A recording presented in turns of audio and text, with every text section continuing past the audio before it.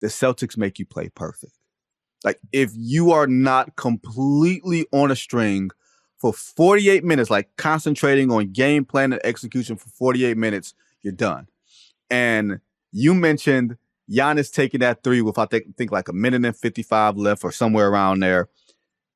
Milwaukee was down 1, and I would think that was like the play after the goaltend at the rim. It was. I think they were down 3, and it was like a transition. They had just gotten a stop, and the goaltend had happened, and then they got another stop, and then they're running in transition, and he pulls up for 3, and I just literally it's a no shot. You're just sitting there going no.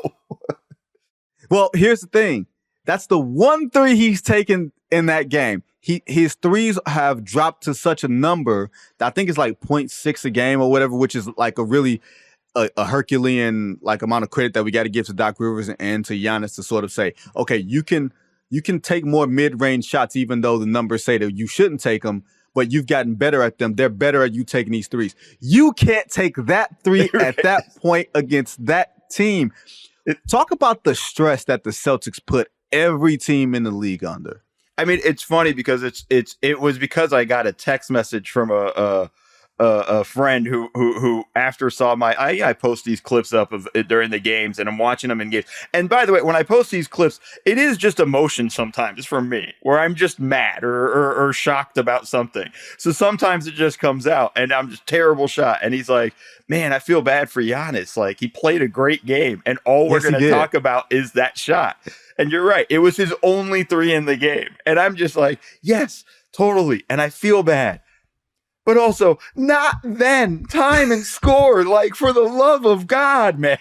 It's just like, now you like do it in the first quarter. But like, now you choose.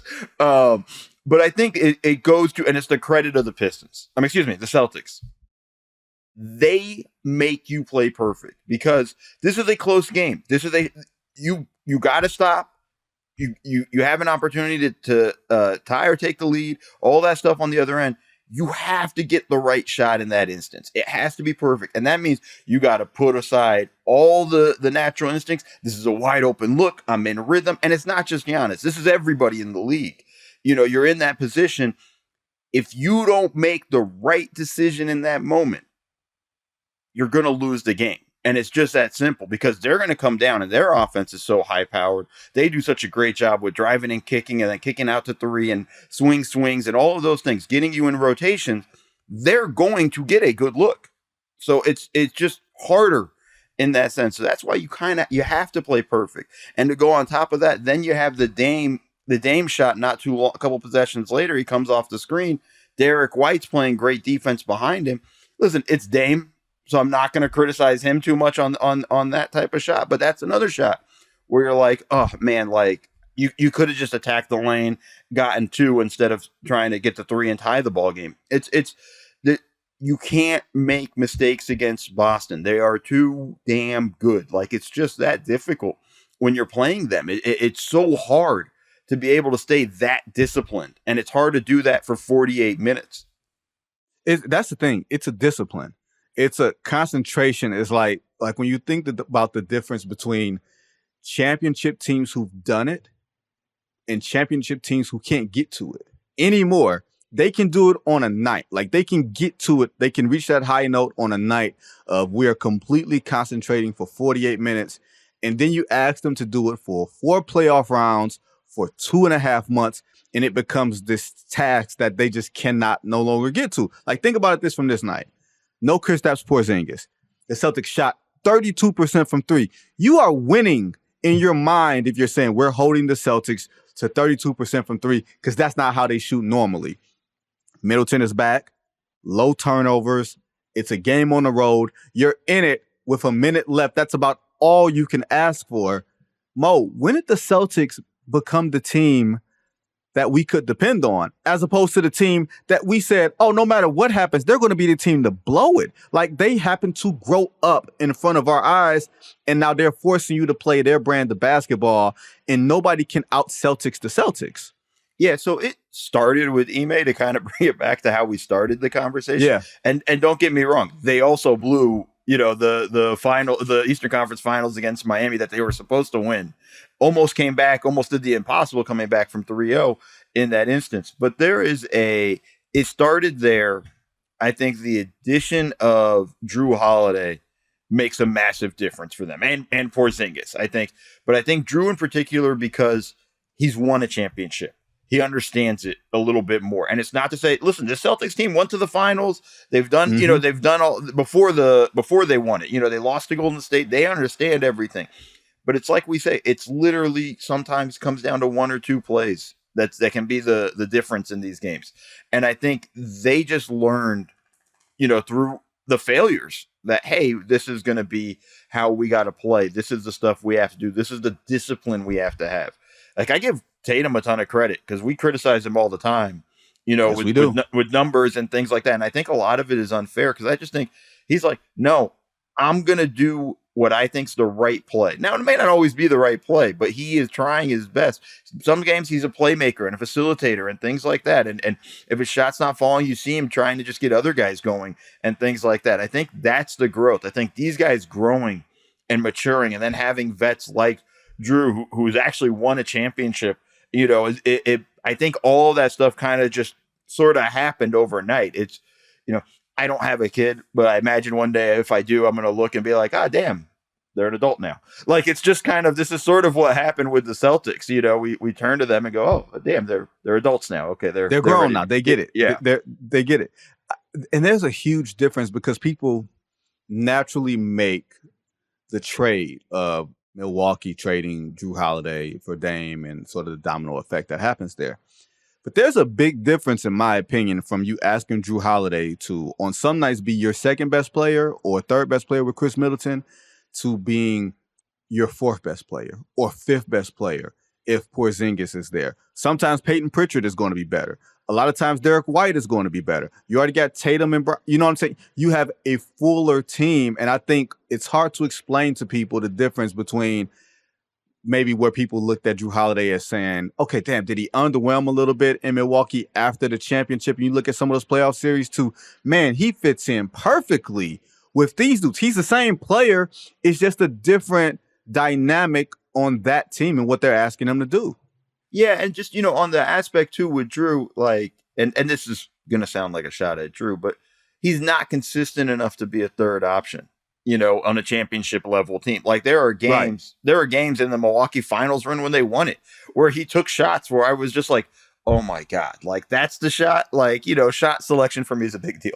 Like, I look around and I'm just like, clearly that is a Mo Dakhil tenet, y'all. If y'all have not figured this out 10 minutes into the podcast, we have had two, what are you doing? Shot selection. There's a lot of that stuff. And that stems from the video room where I'm like, why?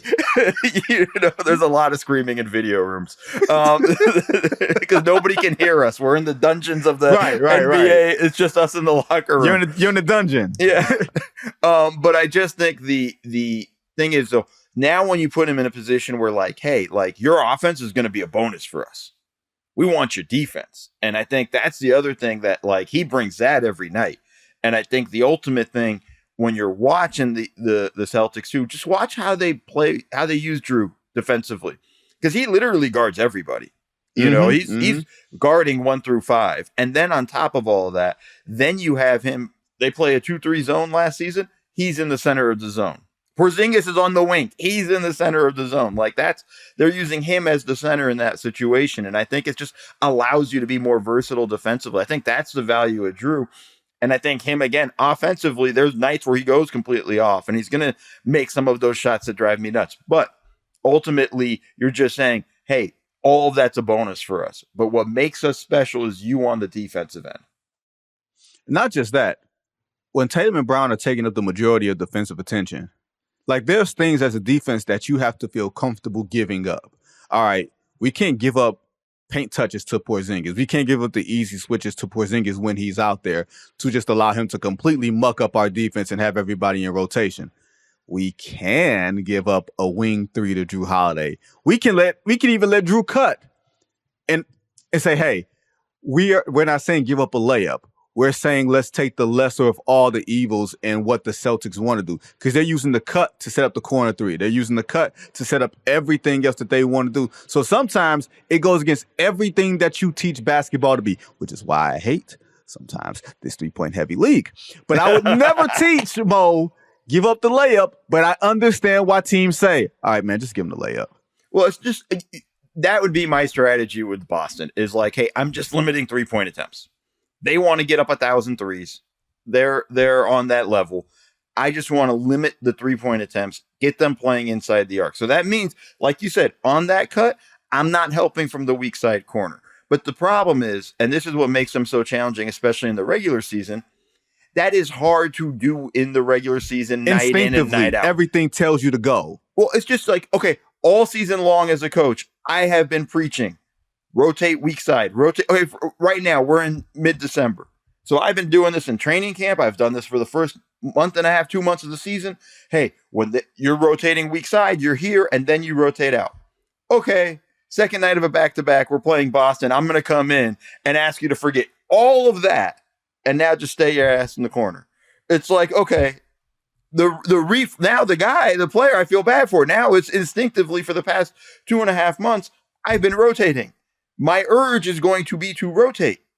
And now is that, and that's where Boston takes advantage of. I think in the playoffs, you have a better chance of, all right, remember all that whole philosophy we built all season? We got to change it up here. Because in the playoffs, that's what you're supposed to do. In the regular season, you're trying to just reinforce habits. And that's what makes them so damn hard.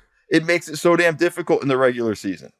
I'm not going to say that they're easier to defend in the postseason. I'm not even going to say that. I just think there's more variance in the 3-point shot in the postseason than it is in the regular season.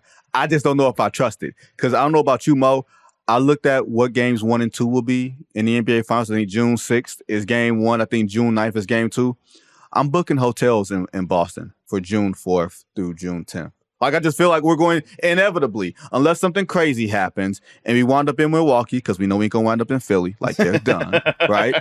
They're absolutely, unless Cleveland, or there isn't, to me, or maybe even the Knicks, right? I'll even venture to say maybe the Knicks, but I feel like smart money says we're going to be in Boston in the first week in June doing crab. What do they do? Like crabs, whatever. Lobster stuff. Lobster boy, whatever the hell it is. Anyway, whatever. We'll see y'all in June.